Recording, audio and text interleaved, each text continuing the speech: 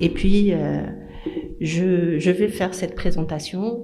Bien sûr, il peut me corriger par la suite, c'est notre éminent chercheur. Donc, voilà. Rédiger un article scientifique. Excusez-moi, merci. Comment? Et c'est une longue histoire. Hein. Donc, il y a rédiger versus écrire. Hein. Écrire, d'abord penser à écrire un article, et puis passer à l'étape concrète, qui est la rédaction. Ça, c'est deux choses différentes. Pourquoi écrire? C'est parce que il y a l'adage de publish or perish, c'est-à-dire on peut travailler cliniquement avec nos malades, avoir de bons résultats, feedback avec les patients, et puis le fait de ne pas partager ça avec le grand public, avec nos collègues, avec nos pairs, peut rendre le travail limité un peu à ce qu'il est, hein, c'est qu'il y a une partie soins, mais il y a aussi toute une partie recherche et une partie éducation et enseignement à ne pas oublier par un médecin. Donc, rédiger un article nécessite bien sûr un travail mental intense qu'il faut prévoir et être capable de réaliser. Et rédiger signifie, pour ne pas perdre son temps, être publié par la suite. Et il faut, pour être publié, respecter certaines consignes auxquelles on ne fait pas attention. Bien rédiger, c'est difficile. Pourquoi? Pour plusieurs raisons. Je citerai deux. D'abord, on n'a pas été en tant que médecin ou jeune médecin, surtout formé à la rédaction et à la recherche médicale dans notre cursus clinique. On n'a pas été bien formé en tout cas. Et il y a des contraintes pour nous en tant que francophones, parce que la majorité des publications et de la littérature internationale est principalement anglophone. Et puis, la deuxième des choses, c'est qu'il y a des avancées informatiques auxquelles il faut être à jour, en citant que l'intelligence artificielle récemment. Et voilà, ça rend encore plus difficile cette rédaction. Il y a beaucoup de défauts, donc par rapport à la manière avec laquelle nous avons eu à apprendre à rédiger en français.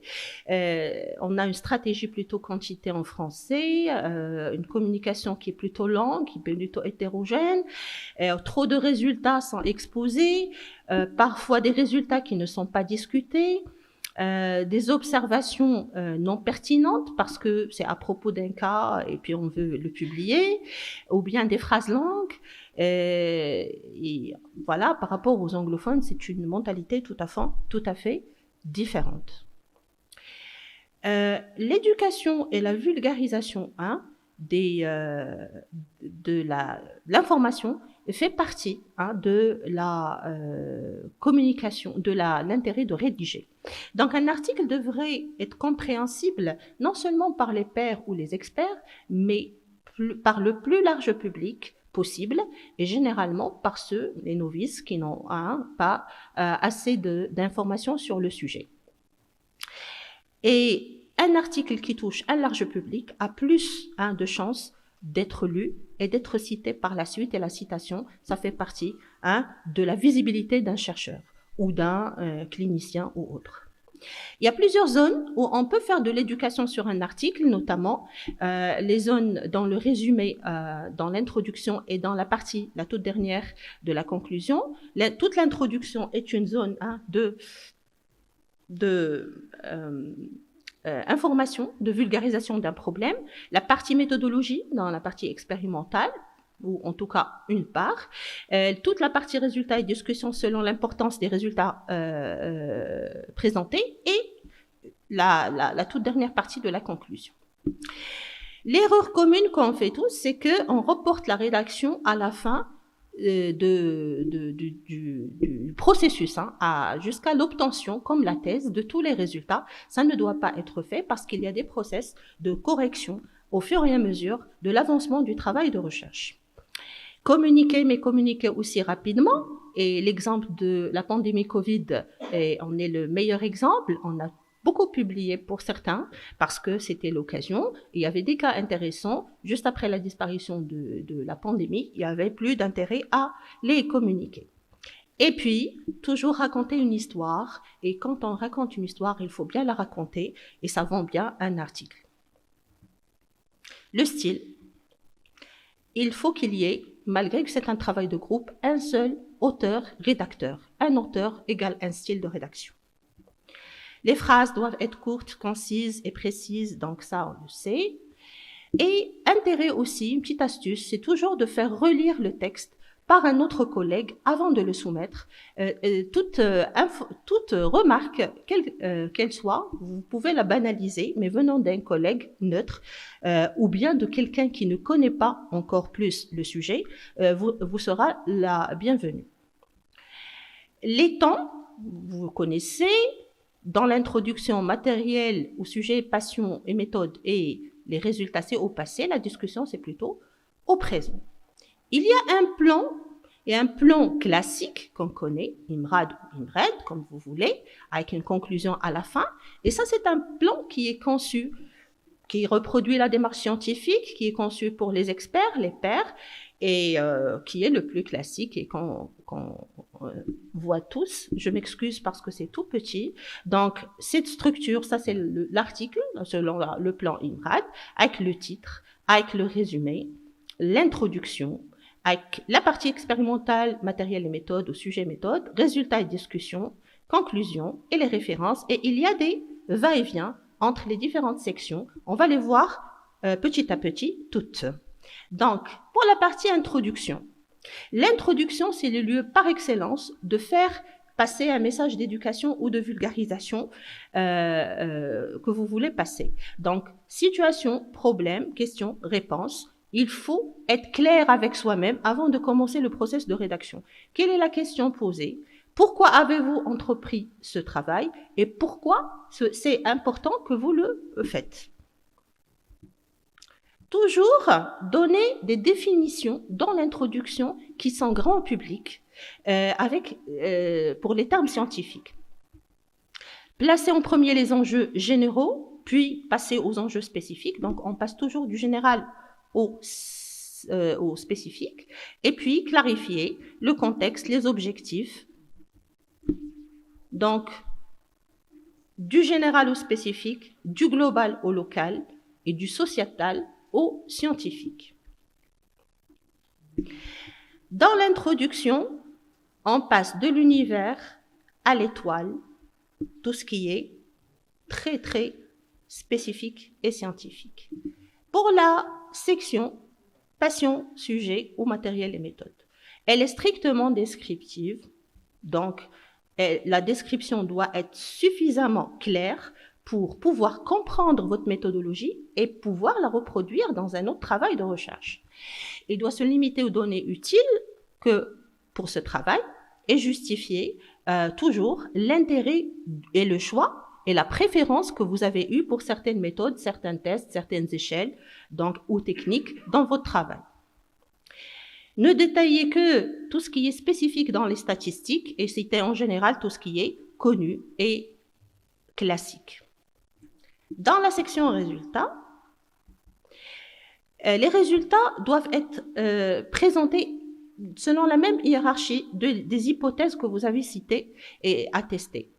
Et chaque ensemble de résultats doit correspondre à son hypothèse initiale. Ils doivent être bien expliqués, étayés dans la partie matériel et méthode. On ne doit pas répéter les résultats et on ne doit pas donner des résultats hors sujet. Toutes les précisions statistiques doivent aussi être explicitées dans cette partie résultats. Les résultats, on les cherche selon une certaine stratégie de l'innovation ou du nouveau, soit en confrontation avec la littérature, soit en discutant notre travail avec les pairs, soit en faisant évaluer notre article par une revue qui nous donnera des critiques, soit à l'occasion de confrontation avec l'hypothèse ou de séminaires ou de conférences ou de posters, etc. Mais on remarque qu'il y a souvent une absence de nouveauté dans les articles. Pourquoi cette absence de nouveauté? L'originalité, en fait, elle est là, mais il y a deux raisons. Les résultats ne sont pas tout à fait et effectivement nouveaux, mais l'auteur, qui est peut-être l'un de nous, essaie quand même de vendre cet article, malgré que les résultats n'apportent pas de nouveautés dans la littérature. C'est une erreur qui est classique et l'on niait de la crédibilité de l'auteur et de la perte de son temps s'il continue à rédiger des résultats qui ne sont pas innovants ou nouveaux.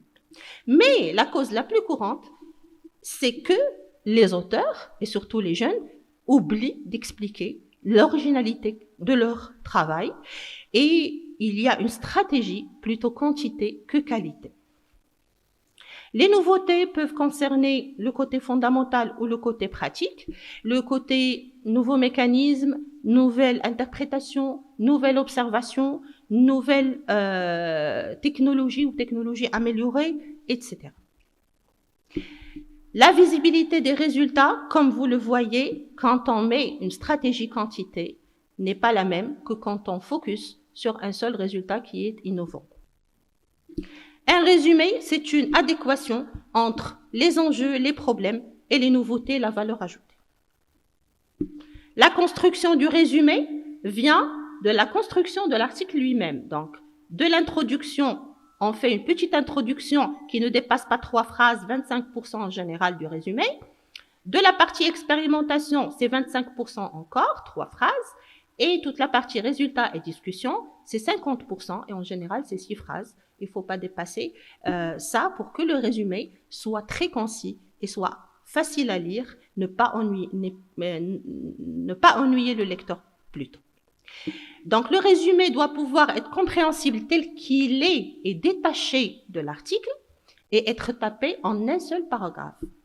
Il ne doit pas donner d'informations ou de conclusions qui ne sont pas exposées dans l'article, ne doit pas inclure des références et ne doit pas contenir, comme on avait dit, des abréviations. Sauf, bien sûr, si on répète le même mot.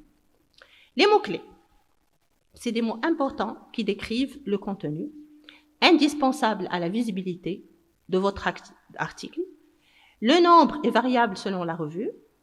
Et puis le choix, c'est en général les termes utilisés dans le résumé et dans le titre. Il faut mêler ceux qui sont très spécifiques ou stricts au sujet et ceux qui sont plus larges. Les remerciements, il y a toujours des remerciements, comme pour l'autorat, remercier avec exactitude pour ne pas minimiser une aide qui vous a été donnée et ne pas non plus faire de la complaisance.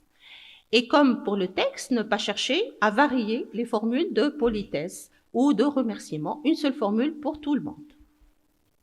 La bibliographie, il faut bien sûr respecter les instructions des auteurs, et ça je dis évidemment parce que souvent, en soumettant l'article à plusieurs revues, on oublie de changer comment on a structuré les références et dès qu'on la soumet à une nouvelle revue, c'est carrément rejeté d'emblée parce que ça ne respecte pas les instructions aux auteurs.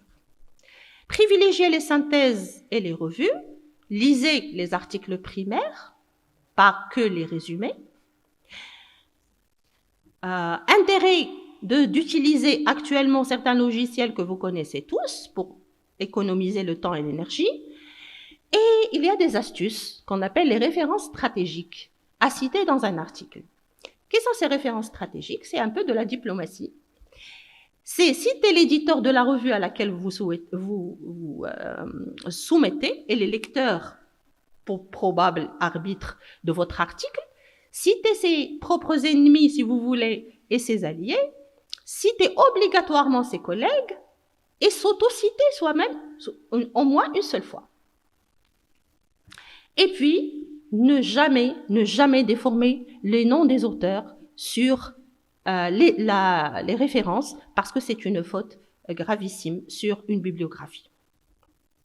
Les tableaux doivent contenir que les résultats qui ne sont pas intégrables dans le texte, c'est-à-dire il ne doit pas y avoir de redondance.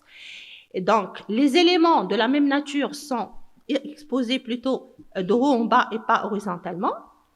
Et puis, les titres et légendes doivent permettre de comprendre le tableau sans référence au texte. Tout simplement, vous devez prendre votre tableau et essayer de l'isoler à part. Si vous arrivez à le lire et à le comprendre hors l'article, c'est que votre tableau est réussi.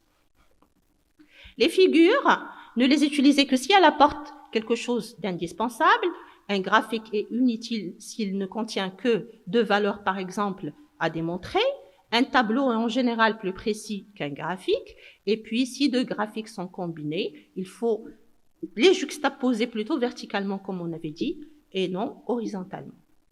Les caractères, la police et la taille, ça c'est un enjeu grand dans les figures parce que parfois c'est tout petit quand on veut trop mettre. Et donc, il faut toujours réduire la figure et voir si elle est toujours lisible après réduction.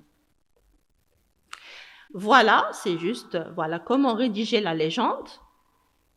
Et puis, je passe à la chronologie de la rédaction. La chronologie de la rédaction n'est pas la soumission, hein. C'est vous qui rédigez dans cette étape-là. On commence par le message. Un message. Pourquoi je rédige cet article? C'est pour ce message-là. Le choix de la revue vient par la suite, selon le message que je veux donner.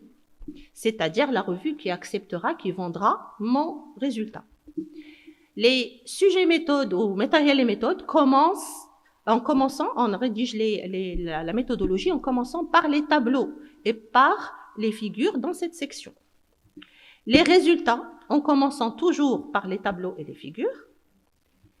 La discussion. L'introduction vient à la fin, hein, contrairement à l'idée reçue. C'est-à-dire, elle doit être en cohérence avec les résultats et avec la discussion. L'abstract et le titre à la fin. Et puis la bibliographie pour la toute finalité. Il y a des étapes pour l'édition aussi, que vous connaissez, qui sont très longues. Il y a une évaluation scientifique d'abord qui est soumise à l'auteur pour correction. Et puis, pour la production elle-même et la publication finale, il y a tout un process qui est très long. L'intérêt de bien choisir sa revue. Parce que la soumission d'un article n'est que le début d'un long chemin. Il faut toujours, et on n'insistera jamais assez, à lire attentivement, avant toute soumission, quels sont les aims et scopes, quels sont les intérêts de cette revue. On soumet à tort et à travers, on voit l'impact factor et on ne voit pas si la revue elle est finalement adaptée à ce qu'on lui soumet. La moitié des articles est soumise à une revue.